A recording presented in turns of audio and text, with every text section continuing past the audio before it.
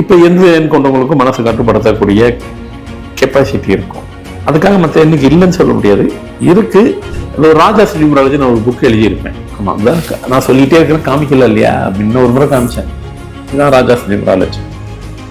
உலகத்தில் எல்லாரோட date of birth போட்டு ஹிஸ்ட்ரியே உள்ள இருக்கும், மொத்த ஹிஸ்ட்ரி இருக்கும், 1000 பக்கம் இருக்கும். ஆமாம் ஆமாம். இப்போ யார் வந்து நிற்கிறான், நான் தான் பேசுகிறேன். ஆனால் இப்போ வந்து யார் பேசுகிறான்னா, நான் தான் 9ஆம் நம்பர் பேசுகிறேன் அப்படின்னு அது சொல்லுது, நம்பர் சொல்லுது. இப்போ நீங்கள் கேட்குறீங்க, என்னுடைய பவர் சக்தி முழுவதும் எனது ஆசானுக்கு தான் தெரியும், அவருக்கு உங்ககிட்ட பேசுவார். இப்போ 9ஆம் நம்பர் போயிட்டார், இப்போ நான் பேசுகிறேன். நான் தான் ஆசுவார் கண்டுபிடிச்சது, இப்போ நான் பேசுகிறேன்.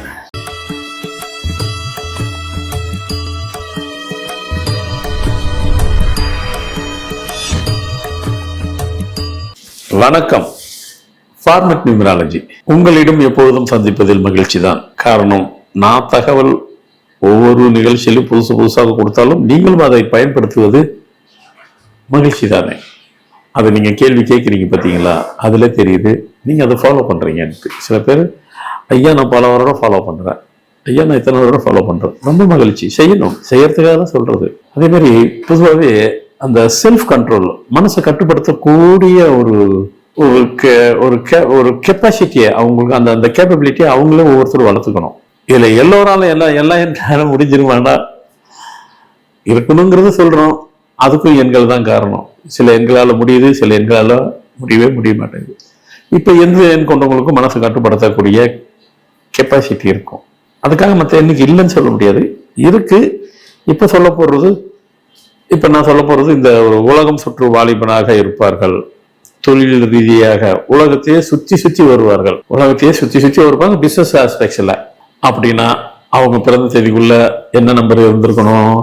கண்டிப்பா 9ஆம் நம்பர் இருந்திருக்கும். கூடயே 7ஆம் நம்பர் இருக்கும். சுத்தி வருவாங்க. பிசினஸ் எப்ப பாருங்க, அவங்க வீட்டுல இருக்கிறத விட வெளியே இருக்கிறது தான் அதிகமா இருக்கும். சுத்திக்கிட்டே இருப்பாங்க. அந்த எண்ணினுடைய தாக்கம் அது மாதிரி அது அவங்க கிட்ட இருக்கு. அதனால அவங்கள சுரண்டிக்கிட்டே இருக்கு. அதுக்குண்டான சக்தி அவங்க கிட்ட இருக்கு. சரி, இப்போ இதை நான் ஒரு ராஜா நியூமராலஜி நான் ஒரு புக் எழுதியிருப்பேன். ஆமா, நான் சொல்லிட்டே இருக்கிறேன், காமிக்கல இல்லையா? இன்னும் ஒரு முறை காமிச்சேன். இதுதான் ராஜா நியூமராலஜி. உலகத்துல எல்லாரோட டேட் ஆஃப் பர்த் போட்டு ஹிஸ்ட்ரியே உள்ள இருக்கும், மொத்த ஹிஸ்ட்ரி இருக்கும், 1000 பக்கம் இருக்கும். ஆமா ஆமா. இது எல்லாரும் வீட்டுல கட்டாயம் இருக்கணும், தெரிஞ்சுக்கலாம். அவ்வளவு விஷயம் உங்க லைஃப் பத்தி நீங்களே தெரிஞ்சுக்கலாம், அத்தனையும் இருக்கும். சரி, அதுக்கு நம்ம தனியா போகலாம். அப்ப இந்த ராஜா நியூமராலஜில அது அந்த எழுத்து நட இருக்கு இல்லைங்களா, ஒவ்வொருத்தருக்கும் ஒரு எழுத்து நட இருக்கும், எழுதுற பேட்டர்ன். இந்த புத்தகத்துல நான் ஒரு விதமான பேட்டர்ன் எழுதியிருப்பேன். அதனால இந்த புத்தகத்தை படிக்கிறவங்களுக்கு இன்ட்ரெஸ்டா இருக்கணுன்றதுக்காக. ஏன்னா பொதுவாக இவ்வளவு பெரிய புத்தகத்தை படிக்கணும்னாக்கா ரொம்ப ரொம்ப பேஷன்ஸ் வேணும், பொறுமை வேணும். எல்லாம் முடியாது. அதுக்காக எக்ஸாம் ஒரே நைட்ல படிக்க முடியுமான்னா முடியாது, தேவையே இல்லை. பொறுமையா படிக்கலாம். ஆனா அதை கூட ஒரு இன்ட்ரெஸ்டிங்கோட இருக்கணுன்றதுக்காக என்ன பண்ணியிருப்பேன்னாக்கா, அதுல இந்த ஒவ்வொரு நம்பர் இருக்கும், அந்தந்த டேட் ஆஃப் பர்த் இருக்கும், அந்த நம்பரே பேசுற மாதிரி எழுதி விட்டுருப்பேன். அது இன்னும் ரொம்ப இன்ட்ரெஸ்டிங்கா இருக்கும், அப்படியே லைவ்லியா இருக்கும். ஆமா, அந்த நம்பரே பேசுது. எப்படி இருக்கும் ஒரு நம்பர் நம்மகிட்ட பேசினா எப்படி இருக்கும்? நம்பர் எங்கன்னா பேசுமா அப்படிலாம் கேட்காதீங்க. சினிமாவில் கூட தான் லாஜிக் இல்லை. சினிமா பார்க்கலையா? பல 100 ஆண்டுகள் வரைக்கும் சினிமா போயிட்டு இருக்கு. சினிமாவில் உள்ள லாஜிக் இல்லாமல் நம்ம செஞ்சுட்டு இருக்கோம். அப்படி கையை தூக்குனாக்கா 1000 பேர் அடி வெளுத்துருவார் ஹீரோ. நம்ம அது மாதிரி செய்ய நிஜத்தில் செய்ய முடியுமா? நம்ம எங்க ஒரு ஆளே இருக்க முடியாது. இல்லை ப்ராக்டிக்கலா. ஆனால் சினிமாவில் முடியும். அதே நிஜ ஹீரோ வெளியே வந்து பண்ண முடியுமா? முடியாது. ஸோ அப்போ அது லாஜிக் இல்லாதது. அதனால எதுக்காக சொல்லணும், அதை விட்டுருங்க. அதே மாதிரி இந்த நம்பர் பேச முடியுமான்றதுக்காக தான் அந்த உதாரணம். அதுக்காக நீங்க நேரம் அங்க போயிடாதீங்க, உங்களை அங்க கூப்பிட்டு போனேன். இப்போ இந்த ப்ரோக்ராம்ல நம்பர் பேசுற மாதிரி கொடுத்துடுறேன். சும்மா ஒரு ட்ரை பண்ணி பாக்குறேன். ஏன்னா புத்தகத்துல எழுதுற நட வேற, இது நம்ம இப்ப இந்த ப்ரோக்ராம் இப்படி பண்ணி பாக்குறேன். ஒரு ட்ரையல் கொடுத்து பாக்குறேன், எப்படி இருக்கு நீங்களே சொல்லுங்க. நம்ம ஏற்கனவே சொன்ன பாத்தீங்களா, 9ஆம் நம்பர். இந்த 9ஆம் நம்பரை பத்தி சொல்லணும் இல்லையா? அப்ப அவங்க என்ன சொல்றாரு, இப்ப 9ஆம் நம்பரே பேசுது உங்ககிட்ட. நானும் பேச போறேன். ஆனா 9ஆம் நம்பர் பேசுற மாதிரி நீங்க நினைச்சுக்கிறீங்களா? நினைச்சுக்கீங்க, அப்பதான் சரியா வரும். இப்ப என்ன சொல்லுது, 9ஆம் நம்பர் வந்து நிக்குது. இதெல்லாம் நான் ப்ரோக்ராம் டிவியில் பண்ணணும்னு நினைச்சேன். 9 நம்பர் 9 மாதிரி செஞ்சு 9 பேச வைக்கிற மாதிரி நிறைய பிளான் பண்ணேன். பார்க்கலாம், அது வேற ஏதோ ஒரு கட்டத்தில் வேணா செய்வோம். இப்போ யார் வந்து நிற்கிறான், நான் தான் பேசுறேன். ஆனால் இப்போ வந்து யார் பேசுறான்னா, நான் தான் 9ஆம் நம்பர் பேசுகிறேன் அப்படின்னு அது சொல்லுது, நம்பர் சொல்லுது. இப்போ நீங்க கேட்குறீங்க, நான் தான் 9ஆம் நம்பர் பேசுகிறேன். எனக்கு என்று ஒரு தனி சக்தியை நிறைய நான் பெற்றுள்ளேன். அந்த சக்தியை நான் ஒரே நேரத்தில் ஒரே நேரத்தில் நான் பிரயோகப்படுத்த மாட்டேன். என்னுடைய மனசக்தியை யாரும் அவ்வளவு எளிதில் இடை போட்டு விட முடியாது. 9ஆம் நம்பர் பேசிட்டு இருக்கு. சில காலங்களில் நான்ன்றது 9ஆம் நம்பர் அதுதான் பேசுது. வேலை செய்யாம கூட போயிடுவேன். அந்த காலகட்டங்களில் துணையாக நின்று வேலை செய்ய சாத்தியப்படுவேன். சக்தியை வெளிப்படுத்துவேன். மனித சக்தின்னு ஒன்று இருக்குல்ல, அது செய்யும். என் சக்தி மூலம் உங்களது திறமைகள் வெளிப்படும். உங்களது பிரச்சனைகள் தீர்ந்துவிடும். உங்களது போராட்டத்தை நான் தாங்கிக் கொள்வேன். இது 9ஆம் நம்பர். அதற்கு நீங்கள் என்னை முழுமையாக நம்ப வேண்டும். என்னை நீங்கள் எங்க போனாலும் என்னை அழைத்து செல்லுங்கள். நான் உங்கள் கூடயே வருகிறேன். என்னுடைய பவர் அளப்பரியானது. அதை எதையுமே கம்பேர் பண்ண முடியாதது. என் பவரை உங்களுக்கு தேவைப்படுற நேரத்தில் நான் பிரயோகப்படுத்துவேன். மொத்தத்தில் உங்களை வெற்றி பெற செய்வதுதான் எனது வேலையாகும். அப்படி என்றால் என்னை நீங்க சுமந்து செல்லுங்கள். அப்படின்னு எப்படி சுமந்து செல்றது? நான் 9ஆம் தேதி பிறந்திருக்கேன். எப்படி சுமந்துக்குது? 9ஆம் நம்பர் நான் இப்ப பேசுறேன். 9ஆம் நம்பர் நீங்க செஞ்சு பாக்கெட்ல வச்சுக்கீங்க. அதான் அதுக்கு அர்த்தம். எனக்கு முதல்ல பேசுறது 9ஆம் நம்பர். இப்ப நான் பேசினேன். என்னை சுமந்து செல்லுங்கள் சொல்லுது. அது எப்படி என்ன சுமந்து சொல்றது? நான் சொல்றேன், அது 9ஆம் நம்பர் மாதிரி செஞ்சு பாக்கெட்ல வச்சுட்டு போங்க. என்னுடைய பவர் சக்தி முழுவதும் எனது ஆசானுக்கு தான் தெரியும். ஏன்னா என்னை பத்தி அவரு தான் வந்து ஆர்ஸ் பவர் அப்படிங்கிறது என்னுடைய பவரை கண்டுபிடிச்சவர். அவரு இப்ப உங்ககிட்ட பேசுவாரு. இப்ப 9ஆம் நம்பர் போயிட்டார். இப்ப நான் பேசுறேன். நான் தான் ஆர்ஸ் பவர் கண்டுபிடிச்சது. இப்ப நான் பேசுறேன். என்ன பேச போறேன்? 9ஆம் நம்பரே அவங்க ஸ்பீச் பேசினாவே தீப்பொறி மாதிரி பேசுவாங்க. ஆளை வச்சு எடை போடாதீங்க. ஐயோ சாப்பிட்டா இருக்கிறாரு, யாருக்கிட்ட பேச மாட்டேன்றாரு, அவருக்கு ஒன்றும் தெரியாது, சைலண்டா இருக்கிறாரு, பேசினா சரியா பேச மாட்டேன்றாரு, பேச்சு கொடுத்து பார்த்தாலும் பேச மாட்டேன்றாரு அப்படின்னு நினைச்சிட்டு இருக்கிறீங்க. இல்லை, அனைத்து விஷயத்தையும் அறிந்து வச்சுட்டு தெரியாத போல இருந்துட்டு பேச கனெக்ட் ஆயிட்டீங்க. ஒவ்வொரு வார்த்தைகளும் தீப்பொறியாக தீப்பிழம்பாக வெளிப்படும்.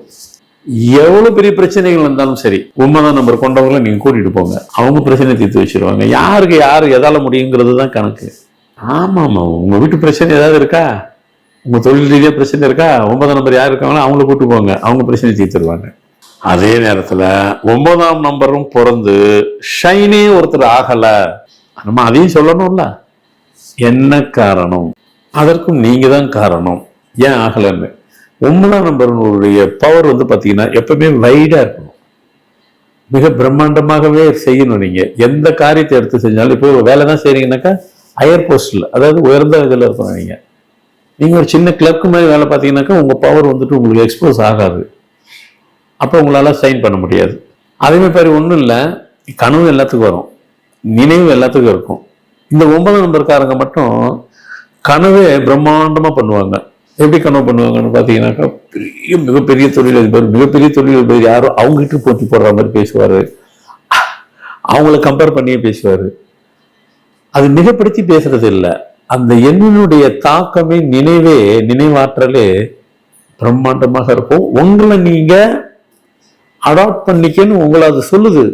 நீங்க அதை புரிஞ்சுக்க தெரியாம உங்களுக்கு சின்ன லெவல்ல பண்ணிட்டீங்கன்னாக்கா உங்களால ஷைன் பண்ண முடியாது. பிசினஸும் பெரிய லெவல்ல தான் பண்ண முடியும். பண்ணணும். நீங்க அடுத்த கேள்வி கூட சில பேர் பார்த்துட்டு கேட்கலாம், ஏங்க நீங்க சொல்ற அளவுக்கு என்கிட்ட பெரிய பிரம்மாண்டமா காசு இருந்தா தானே நான் பெருசா பண்ண முடியும். காசு வச்சுக்கிறவங்க பெருசா ஜெயிச்சிருப்பாங்கன்னு நினைச்சீங்கன்னா அதுவே முதல்ல தவறு. மூளை பிளஸ் தனம். மூளை தான் 75%, தனம் 25% தான் எல்லாத்துக்குமே. தொழில் பண்றவங்க அவ்வளவு பேருக்கும் ஆரம்ப கட்டத்தில் நான் சொல்றேன். அதுக்காக ஒரு பெரிய கம்பெனி எடுத்துக்கிட்டு அவங்க இன்வெஸ்ட்மெண்ட் பண்ணும்போது பெருசா பண்ணுங்க அதெல்லாம் சொல்லாதீங்க. அவங்களே நீங்க ஆரம்ப கட்டத்தை பார்க்கணும். அதனால அதை நீங்க செயலாக்கம் பண்ணும்போது அதை செய்யுங்க. நீங்க ஆரம்ப பிரம்மாண்டத்தை இறங்குங்க. அதை உங்களுக்கு கூட்டிட்டு போய் பெரிய லெவலில் கொண்டு போய் விட்டுரும். சின்ன பிசினஸ் கூட பெரிய பிசினஸ் ஆக்கி உங்களை வந்துட்டு பிரம்மாண்ட பிசினஸ் ஆக்கி விட்டுட்டு உங்களை உயர்ந்த உசக்தி காமிக்கக்கூடிய சக்தி 9ஆம் நம்பருக்கு உண்டு. நான் இப்போ ஒரு புதுசாக பேட்டர்ல பேசியிருக்கிறேன். உங்களுக்கு எந்த அளவுக்கு இது சும்மா உங்களுக்கு ஒரு தகவலாக உங்களுக்கு மெசேஜை பாஸ் பண்றேன். ஏன்னா நம்ம ஃபர்ஸ்ட் ஆஃப் ஆல் நம்ம யாரும் புரிஞ்சுக்கணும். ஒவ்வொருத்தரும் உங்களை நீங்க யாரும் தெரிஞ்சுக்கணும். அப்பதான் நீங்க ஏன்னா உலகங்கிறது படிக்கும் போகும்போது என்ன பண்றோம், நமக்கு காம்படிஷன் நல்லா புரிஞ்சுக்கணும். படிக்கும் போகும்போது பாத்தீங்கன்னாக்கா சின்ன கிளாஸ்ல அந்த கிளாஸ் வரைக்கும் தான் காம்படிஷன் போடுவோம். பப்ளிக் எக்ஸாம்னு அந்த கிளாஸ் இல்லை, அந்த ஸ்கூல் இல்லை, ஸ்டேட் லெவல்ல காம்படிஷன் போடணும். தொழிலும் அதுதான். தொழிலும் நீங்க பண்ணும்போது என்ன தொழில் பண்றீங்களோ அந்த தொழிலுக்கு காம்படிஷன் ஃபுல்லா இறங்கி பண்ணணும். அப்பதான் நீங்க ஜெயிப்பீங்க. அந்த தொழிலை செய்யும் போகும்போது எதெல்லாம் சரி பண்ணிக்கணும், உங்க பேரை சரி பண்ணணும், கம்பெனி பேரை சரி பண்ணணும், லோகோவை சரி பண்ணிக்கணும், மொபைலை சரி பண்ணிக்கணும், உங்க கார் நம்பரை சரி பண்ணிக்கணும், எல்லாத்தையும் கரெக்ட் பண்ணுங்க. இவ்வளவும் சரி பண்ணாதான் பெரிய லெவல்ல சக்சஸ் ஆக முடியுமா? ஆமாம்.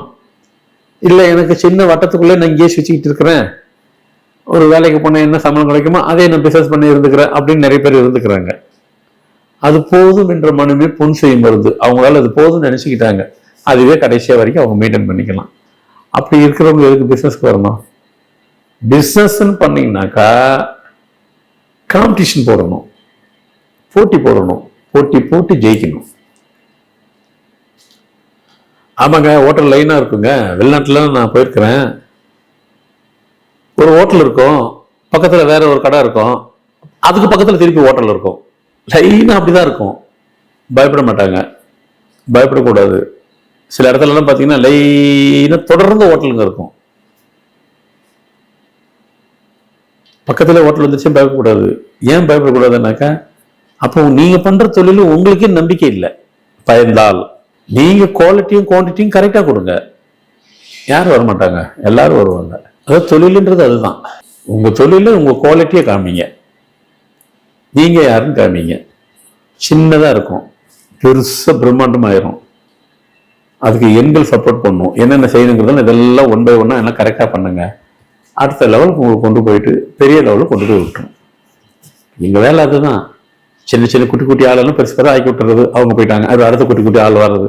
அவங்க பெருசானவங்க சும்மா நம்மளை கேட்டுப்பாங்க, அடுத்து இந்த ப்ராஜெக்ட் பண்றோம் அப்படின்னு கேட்டுக்கிட்டு அட்வைஸ் கேட்பாங்க. அதான் அவ்வளவுதான், வந்துட்டாங்கல்ல, டச்சிலே இருப்பாங்க. அடுத்து சின்ன ஆளுங்களை தூக்கி விட்டுக்கிட்டே இருக்கணும். அந்த வேலை தான் பார்த்துட்டு இருக்கிறேன். ஓகே, நிறைய உங்களுக்கு தகவலை கொடுத்துருப்பேன். ஏன்னா ஃபர்ஸ்ட் நமக்கு அதுதாங்க தேவை. ஒருத்தர் அட்வைஸ் தான் தேவைப்படுது. அந்த அட்வைஸ் கொடுக்குற இடத்துல நான் இருக்கிறேன். ஸோ இதை கரெக்டாக ஃபாலோ பண்ணுங்க. சின்ன தொழிலை பெரிய தொழில் ஆக்கிடுறோம். நீங்கள் பெரிய தொழில் மேன் ஆகிடும், பிஸ்னஸ் மேன் ஆகிடுவீங்க. நீங்கள் பெரிய பிஸ்னஸ் மேன் ஆகிறதுக்கு என்னுடைய வாழ்த்துக்கள். வணக்கம். ஃபார்மட் நியூமராலஜி நிறைய தகவலை உங்களுக்கு நீங்கள் விரும்பினபடியும் அவ்வளவும் கொடுத்து கொண்டிருக்கிறேன். எல்லாத்துக்கும் பயன்பெறும்படி உள்ளன. இதில் நிறைய சந்தேகங்கள் எதனா இருந்தாலும் தொடர்பு கொண்டு கேளுங்கள். நிகழ்ச்சி பார்த்து முடித்தவுடன் லைக் பண்ணுங்கள், ஷேர் பண்ணுங்கள், சப்ஸ்கிரைப் பண்ணுங்கள். நன்றி, வணக்கம்.